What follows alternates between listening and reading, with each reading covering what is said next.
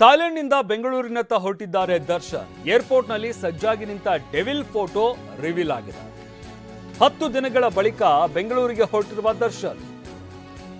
ಥಾಯ್ಲೆಂಡ್ಗೆ ಶೂಟಿಂಗಿಗೆ ಹೋಗಿದ್ದಂತಹ ಕೊಲೆ ಆರೋಪಿ ದರ್ಶನ್ ಈಗ ವಾಪಸ್ ಆಗ್ತಾ ಇದ್ದಾರೆ. ಕೋರ್ಟ್ನಿಂದ ಅನುಮತಿ ಪಡೆದು ದರ್ಶನ್ ಥಾಯ್ಲೆಂಡ್ಗೆ ಹೋಗಿದ್ದು, ಏರ್ಪೋರ್ಟ್ನಲ್ಲಿ ಬ್ಯಾಗ್ ಹಿಡಿದು ನಿಂತಿರುವಂತಹ ದರ್ಶನ್ ಫೋಟೋ ರಿವೀಲ್ ಆಗಿದೆ.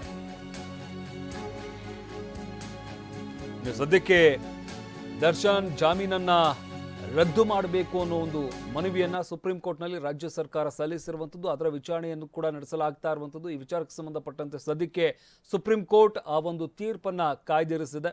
ಅಂದರೆ ಬೇಲನ್ನು ರದ್ದು ಮಾಡಬೇಕಾ ಬೇಡವಾ ಅನ್ನೋ ವಿಚಾರಕ್ಕೆ ಸಂಬಂಧಪಟ್ಟಂತೆ ಆ ಟೆನ್ಷನ್ ಒಂದು ಕಡೆಯಾದರೆ, ಮತ್ತೊಂದು ಕಡೆ ಡೆವಿಲ್ ಶೂಟಿಂಗ್ ಹಿನ್ನೆಲೆಯಲ್ಲಿ ಥಾಯ್ಲೆಂಡ್ಗೆ ಹೋಗಿದ್ದಂತಹ ದರ್ಶನ್ ಈಗ ಬೆಂಗಳೂರಿಗೆ ವಾಪಸ್ ಆಗ್ತಾ ಇದ್ದಾರೆ. ಏರ್ಪೋರ್ಟ್ನಲ್ಲಿ ಸಜ್ಜಾಗಿ ನಿಂತಿರುವಂತಹ ಡೆವಿಲ್ ಫೋಟೋಗಳು ರಿವೀಲ್ ಆಗಿದೆ. 10 ದಿನದ ಬಳಿಕ ಬೆಂಗಳೂರಿಗೆ ವಾಪಸ್ ಆಗ್ತಾ ಇದ್ದಾರೆ ದರ್ಶನ್. ಥಾಯ್ಲೆಂಡ್ಗೆ ಶೂಟಿಂಗಿಗೆ ಅಂತ ಹೋಗಿದ್ರು, ಆ ಶೂಟಿಂಗ್ ಮುಗಿಸ್ಕೊಂಡು ಈಗ ವಾಪಸ್ ಬೆಂಗಳೂರಿಗೆ ಹೊರಡ್ತಾ ಇದ್ದಾರೆ.